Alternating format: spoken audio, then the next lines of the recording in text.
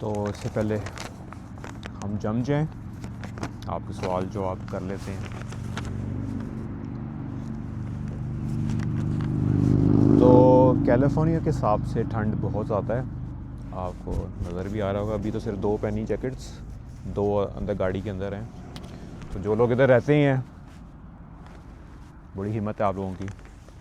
किस तरह रहते हैं वर्जीनिया में, तो बताइएगा अगर आप में से कोई वर्जीनिया में है। तो मेरे कुछ दिन हैं और वर्जीनिया के, लेकिन पहले हम कमेंट्स पर आए थे, क्योंकि कुछ कमेंट्स अभी करते हैं, कुछ देखते हैं अगर कोई आगे स्पॉट मिला वहाँ जाएंगे, किस तरह करना है। दूसरा फ़ोन नहीं है मेरे पास।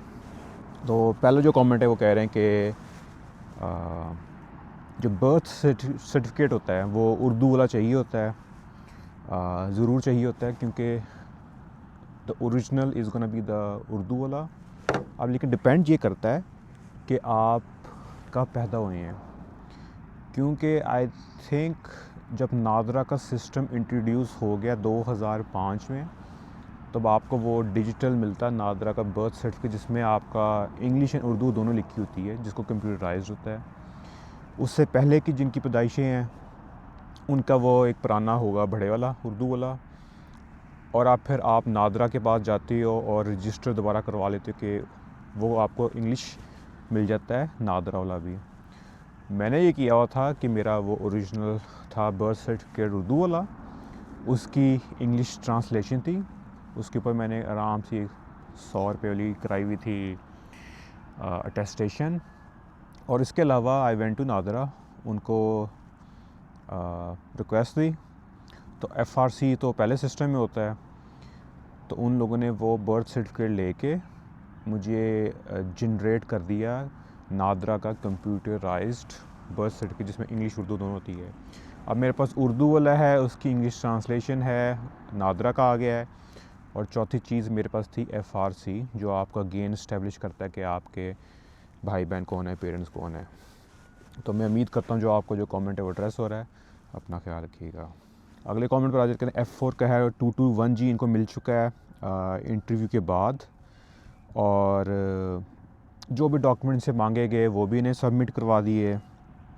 1 महीने के बाद जो स्टेटस था वो रिफ्यूज़ से रेडी हो गया है, लेकिन जो इसकी डिस्क्रिप्शन है ना वो अभी भी आ रहा है कि your case is ready for a interview. तो ये क्या चक्कर है, क्या दोबारा वो बुलाएंगे आपको इंटरव्यू के लिए, क्या सीन है? अब आपको 221G क्यों मिला हुआ है, एक ये चीज़ बड़ी ज़रूरी है समझने के लिए। अगर हमें 221G मिला था फॉर DNA, तो हमें टेक्निकली बुलाया था, लेकिन for a step for the DNA।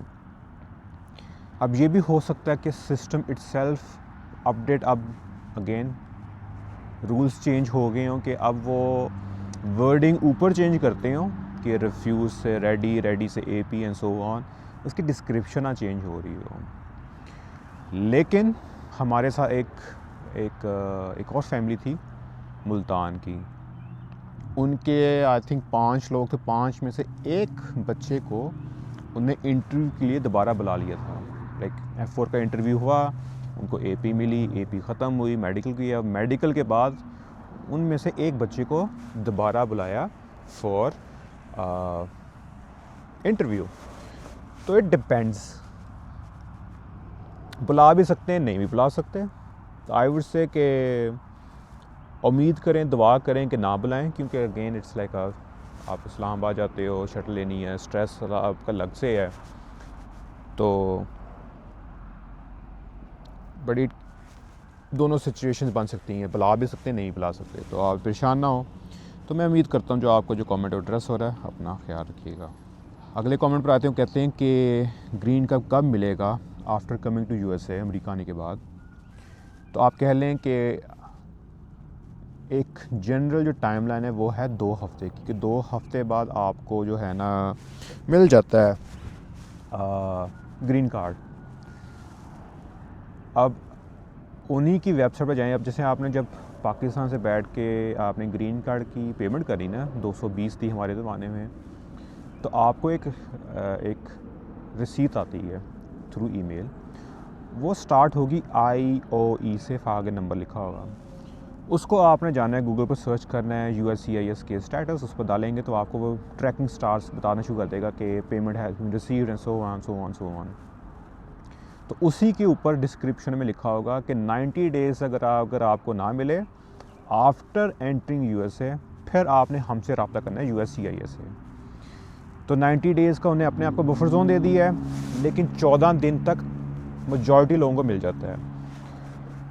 हाँ, मेरे पेरेंट्स को मिला 14 दिन बाद, मुझे मिला 2 महीने बाद। It's a very long story, लेकिन इन शॉर्ट मेरा जो ग्रीन कार्ड था वो पूरी USA की सैर कर रहा था। बेसिकली मेरे ग्रीन कार्ड ने ज़्यादा अमेरिका देखा हुआ है मेरे से ज़्यादा। तो it took me 2 months to get my green card. मेरे पेरेंट्स को 2 हफ्ते बाद मिल गया।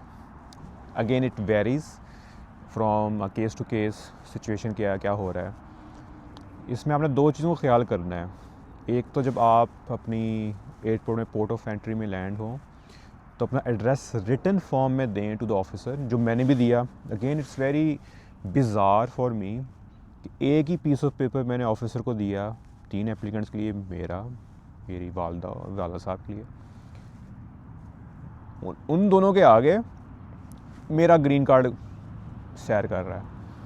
तो ये भी हो जाता है, इस तरह की एरर्स हो जाती हैं। तो कह लें 2 हफ्तों से लेके 2 महीने तक आपका एक एवरेज टाइम है to get your green card. तो मैं उम्मीद करता हूँ आपका जो कमेंट और एड्रेस हो रहा है अपना ख्याल रखिएगा। मेरी अब उंगलियाँ इस वक्त हो गई हैं सुन, तो ग्लव्स गाड़ी में है। अगले कमेंट पर आते हैं। तो हम अगले कमेंट पर आते हैं, कहते हैं कि how long does it take to receive the interview letter after DQ। कि USCIS केस आप NVC के NVC के आपने सारे स्टेप्स कर लिए हैं और अब आपका डॉक्यूमेंट क्वालिफाइड हो गया है। डॉक्यूमेंट क्वालिफाई जब होता है तो आपका NVC बेसिकली ग्रीन लाइट देता है टू द एम्बेसी कि भाई बंदा हुन सी पेपर वर्क कंप्लीट कर दिया है, we will schedule him for the interview आपकी अवेलेबिलिटी के हिसाब से। इंटरव्यू लेटर एम्बेसी से नहीं आता, इंटरव्यू लेटर भी फिर भी NVC से आगे, NVC ही कंट्रोल कर रहा होता है द फर्स्ट इनिशियल अपॉइंटमेंट्स। आजकल जो हालात बने हुए हैं कोई प्रिडिक्शन नहीं है। मैं ऐसे लोगों को जानता हूँ कि लिटरली जिनका मेरे 1 साल बाद केस था वो आज तक बैठे हुए वेट कर रहे हैं, 4.5 साल हो गए हैं, इंटरव्यू लेटर नहीं आया। कुछ ऐसे लोग भी हैं जो रिसेंट उनका केस DQ है and they are already in USA आ रहे हैं।